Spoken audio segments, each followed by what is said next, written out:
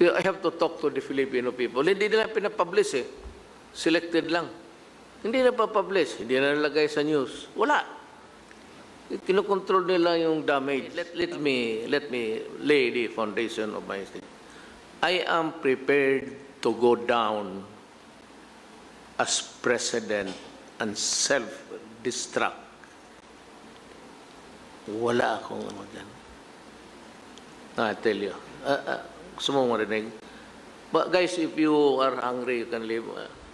Just ask the military, wala man kain-kain ito. But just ask them to stay for a while because I will talk to them after. This has something to do, which is, nandoon si Tito. Sabi ko, Senate President, you listen. I'm going to tell you a story. Nagduda ako nito noong nagkaroon ng water crisis sometime in April. Walang ligo yung mga tao. Naghihirap talaga. But somebody told me na may tubig. Kaya sabi ko, sigurado ka? Sigurado ako. Taga-gobyerno. Sabi ko, so I had to make sure. Tinawagan ko ang MWSS. Walang tubig, sir. Walang tubig, sir. Walang nag-aagas. There's no water flowing. Yung Bisaya niyan. Tapos sabi ko, I took a gamble. Tinawagan ko na. Sabi ko, putang ina ninyo. Kung may tubig, sabi ng taga-gobyerno, bakit hindi ko paniwalaan? Putang ina ninyo. Pagbukas pagdating ko, pag walang nakatubig na lumalawas yun, puking, kumuton ko na inyong nang. Kumuton is, ganunin mo. Lamutakin ko yung mukha ninyo yan, isa-isa. And I was really dead set in doing it. Mahirap mapahiya. Pagdating ko, may tubig na putang ina niya. So, bakit ito?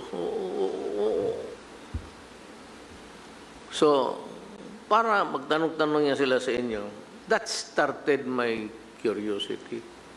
Anong racket ito na paitiisin mo ang Pilipino na walang tubig? Ang mga babae nating mga moyna, wala na maglapit sa... Nalitse talaga ako na itong putang ina, sabi ko, mga yawa. May tubig. So that started my quest for why. Ang nangyari nito, there's a contract. It was signed, palabas na si Cory Ramos, and it traverses to administration. Kay Ramos pati kay Gloria. I am not saying that they are guilty of something. No, far. I'm just saying, I'm just stating to you the truth. Ang contract with Manila Gas, I suppose that Manila Water, I suppose that it's the same with Manila, because ito yung western part of the Manila went to Manila Gas, Ayala. Dito kay Pangilinan ang sa eastern side. Ang masakit talaga to. Tingnan ko, sabihin ko sa iyo, masakit talaga. And you can kill somebody for it. Ang contract, the water there was not, in the contract itself, the water, a natural resource of any country, ang nakalagay doon, it would be treated as a commodity. Itong Manila, pati itong Manila Water, distributor ito sila, atin yang tubig. That is part of the patrimony of the nation. Ngayon, they entered into a contract. I do not know who was the lawyer. Kaya ako binuko si Frank eh. Tapos may text siya kagabi, sabi niya, you tell Rudy I am not a part of it. Kasi I remember when I started to tatanong-tanong na ako about water. Sabi niya, I don't know, but I'm sure Drilon said this. Sabi mo kay Rudy, magdandahan siya because we might end up paying billions in damages. Kaya sinagot ko siya, Senator Druin, how dare to permit to you telling me I cannot review the contract. I will go on and review the contract because I have to know what's screwing the people here. Bakit may tubig tapos wala may tubig? Somebody must be grabe pa sa presidente. Alam mo, in that contract, basa mo, our country surrendered everything to Manila Water and to Manila. Everything, including the sovereignty of... Kasi nakalagay doon,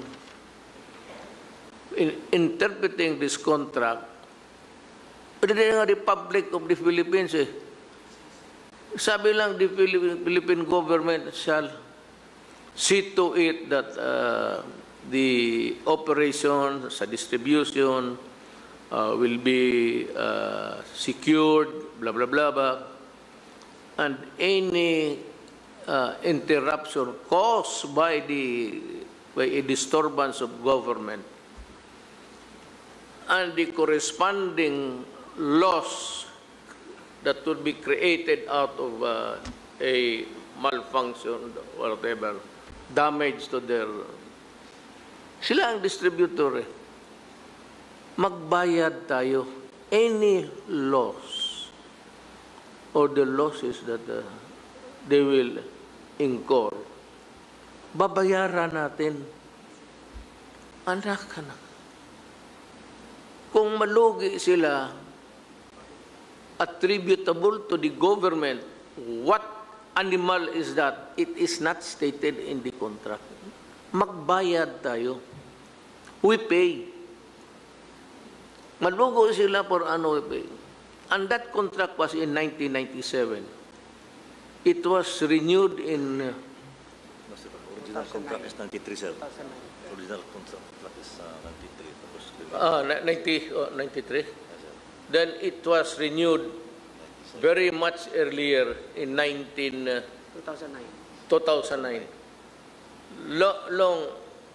Long before the... Hindi pa mag-expire.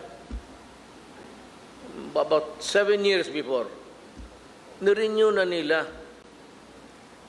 At they were granted an extension sa panahon ni Gloria. Ngayon ito, ang rates, they control the rates. It is not with us. At yung CIF nila, corporate income tax, ipapasa nila to the consumers. Believe naman talaga sa mga bitoka nito. Tapos, meron pa,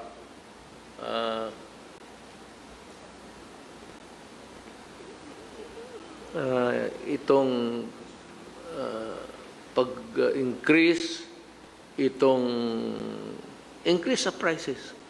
We have nothing there. Kung gusto nila increase. Kung gusto nila i-decrease. Anak ka na. Cannot interfere. That's the word.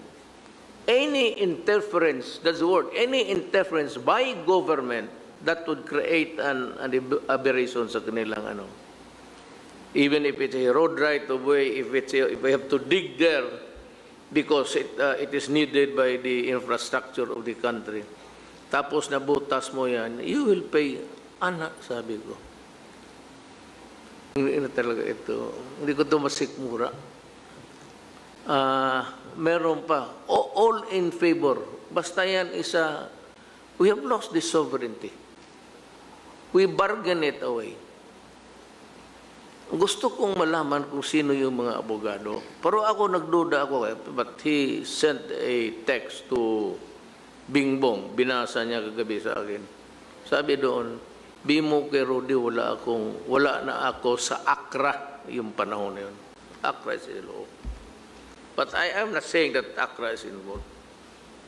At least, hindi mo man malaman kung sino yung abogado.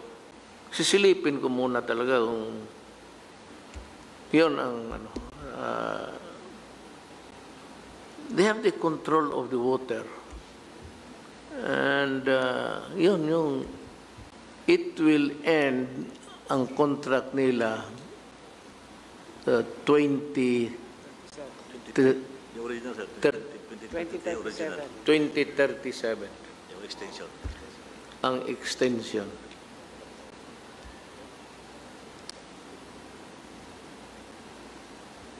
Sabi ko sa sa cabinet kami, sabi ko, siyempre nagalit ako.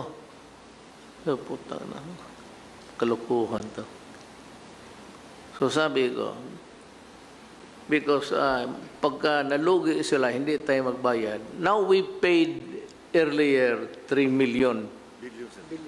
3 billion. Anong interruption yun? Basta medyo nalugi sila. Bayad tayo 3 billion. Ngayon na naman, sa panahon ko, may 7 billion. Biko, putang ina ninyo. Fuck you. Sabi na, we will face the... alam mo kasi, maging pariya ka sa international. Alam mo itong mga mayaman sa Indonesia, Malaysia, Pilipinas, parang nagkorpo yan sila. Only not individually but are corporations. They have the interlocking directors dito pati doon.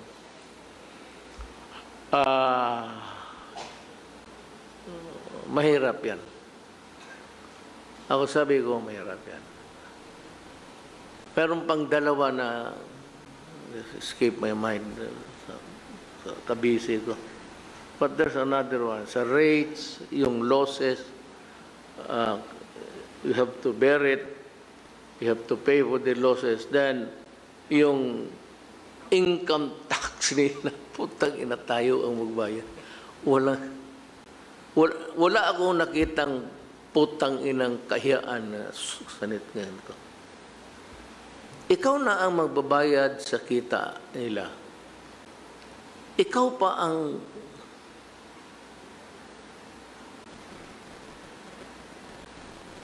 wala kang choice sa rates. Sabi ko, alam mo, if you look at the law, maybe, bali ako, but this is a classic case of economic blunder. Wala lang nakasilip nito eh. Because, I can assume that money really talks. Sabihin ni Ayala, wala, wag makumbulahin, let's check. Pati kayo, don't fuck with me. I know you. Nilaro ninyo yung Pilipino sa pera. Sabi ko, I will pursue this. If this is the only thing that I can achieve in my administration, ito na lang. Birahin ko talaga economic blunder. Nakita yung statement nila ngayon. We are ready to talk to the administration, the incumbent, that this happened not during their time. Probably they might have a little because it was not during that time that this contract was signed. Pero economic sabotage yan. Ang problema nito, Adre, how do we recover? Ito pang isa. Yung sa bill ninyo, all of you, ito isa. Kukuha ko na. I remember now.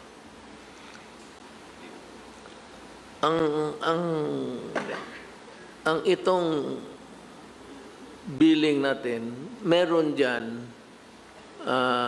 for yung treatment of water. May sinisingil tayo, water treatment fees. Alam ba ninyo, ni kahit isang buting kriolin, walang binuhos yan para sa tubig, para luminis, hindi na bali tayo mamatay. And to think, kanina sabi nila na yung abogado nila, sabi mo naman kay Rudy, total, pag-usapan na lang, east to west, pinaghati.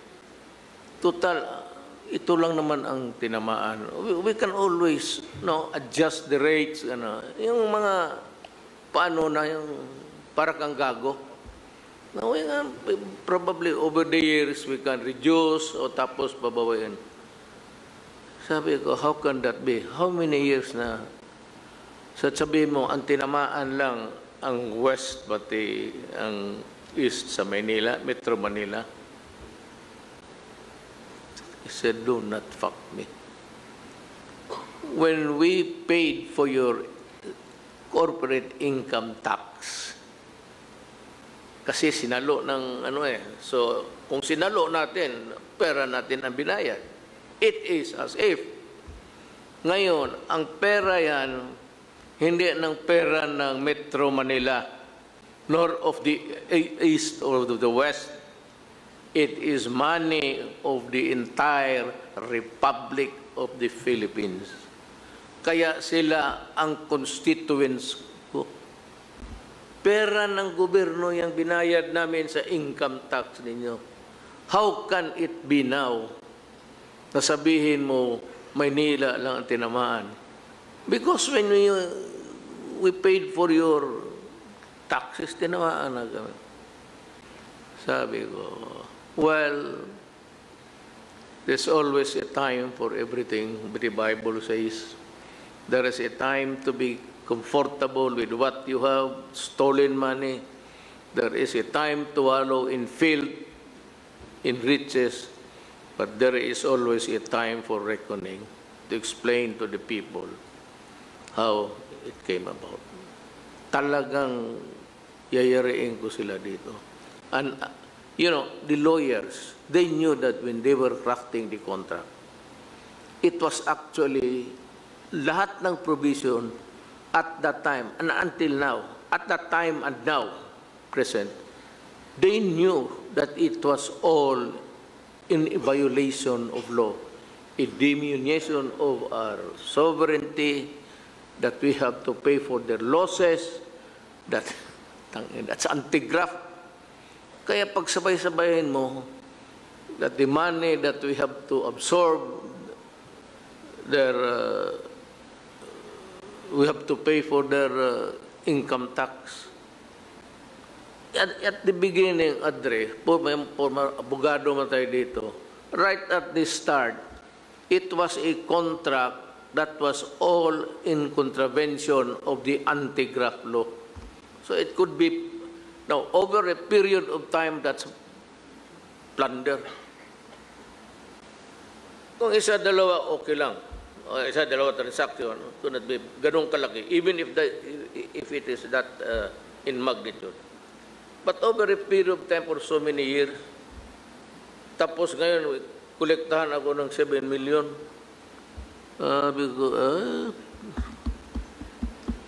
Alam mo sana yan, ha? Manuwala ka. Kasi nga, I'm not satisfied.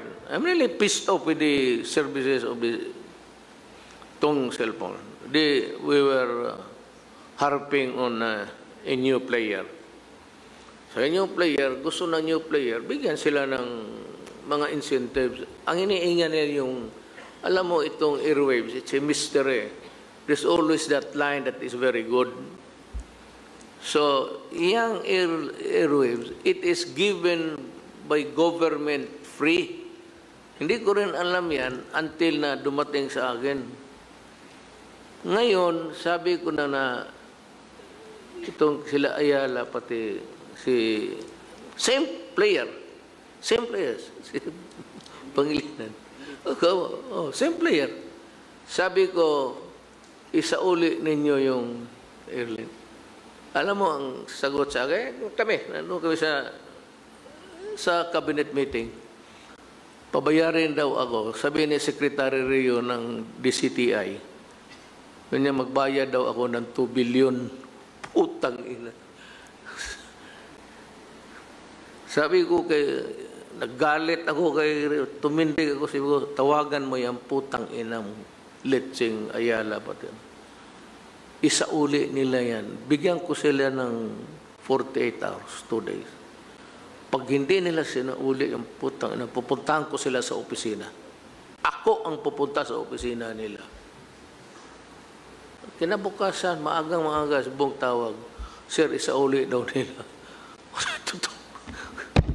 Itong inang bayan na to. Ayawan ko lang kung sinong susunod na presidente nito. Marami siyang problema. Pero ito, tatapusin ko to. Tatapusin ko talaga itong dalawa. Kung hindi ko ito matapos sa magandang paraan, timingin ko na lang dyan sa opisina nila, ilak ko, tapos sunugin ko yung building nila. Buhusan ko. I will lock madali lang man yan. And so, I go to prison. Katanda-tanda ko na. At my age, death is the least of my concern. You do not ask me na, are you well? Are you in good health? Ang sagot ko, Adren, may tatay ka ba, nanay ka? Noong 74 sila, okay sila? Ako raw, may sakit na gano'n. Talagang may sakit ako. May sakit ako ng dibdib ko. Pero ito, hindi ko sila papalusot. Hindi ko sila papalusot. Dalhin ko ito sa Congress. I have to talk to the Filipino people. Hindi nila pinapublish eh. Selected lang. Hindi na papublish. Hindi na nalagay sa news. Wala. Kinokontrol nila yung damage. Tapos, ako naman, hindi nagpapa-importansya. But maybe because I was the one who was really angry, and also because I'm the #1 worker of government. Sige sila, padala kung sino ang makausap. Kaya ko makausap, ang pwede lang makiusap sa akin, Diyo sa SIDA. Punta ninyo sa Bicol. Sige.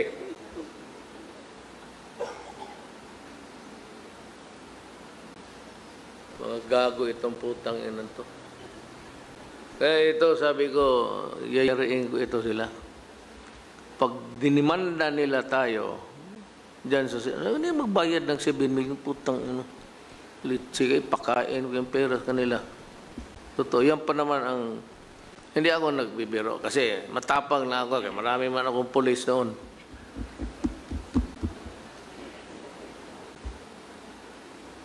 Kaya istorya, hindi ako nagyayabang. Kinukwento ko lang yan, pero ngipin ko nagkagot. Kasi galit talaga ako. At huwag kayong magtawag-tawag, lapit-lapit sa akin, bukas i-file ko yan, diretso na. You know what? If I file the case, I'll just state there that they have been in operation for so many years. That all of the contracts there, all of the provisions were complied with. Pag kinumply na yun lahat yung increases, pasok na ang anti-graft load yan. So, yun na lang ako. That's my evidence. I'll just execute an affidavit, probably one of the guys there, sa Solgen, file na. Para sa akin yun I could establish a prima facie case. Then I will file plunder. Ang plunder, Adre, Mr. Ayala, Nobel yan. Gusto ko makita na bilyonaryo na makulong. Lahat ng nakulong, puro NPA lang, mahirap lang. Ito na nga eh. Hindi nga pag-away nga dahil ninanakaw yung pera ng Pilipinas. Ito namang NPA ang gago. Galit sila kinawala yung pera. Ang pinapatay naman yung mga tao na walang kasalanan. Tumahimik ito. Hinto na kayo. You are punishing the wrong person. Taga-bukid, yung mga farmers, mag-neutral, ayaw magkampi sa inyo, pinapatay ninyo. Classic. Galit kayo sa mga mayaman, yung mga ganun.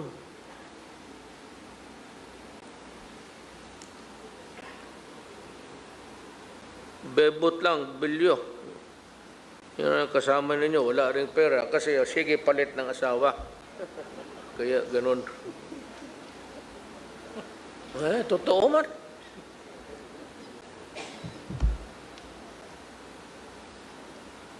Pagkita kami, sabi ko, bot, ito yung asawa ko. Sabi niya, ito ang akin. Mas bata. Pag sunod namin nakita, bot, matanda naman lagi masyado yan. Huwag mo sabihin, 1 year time na. So that's two disasters. The one, well, now we have a disaster coming up. But that disaster is, I'm sure, andito naman yung mga Joy and so they will not. We will not allow it. I am sure my military will not allow it. My police will not allow it. Yan ang masiguro nila.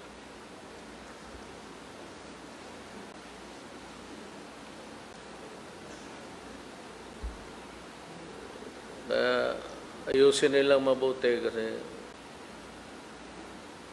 ako, I'm not making any threats. Yung Marcelo, wala yan. Kalukuhan niya.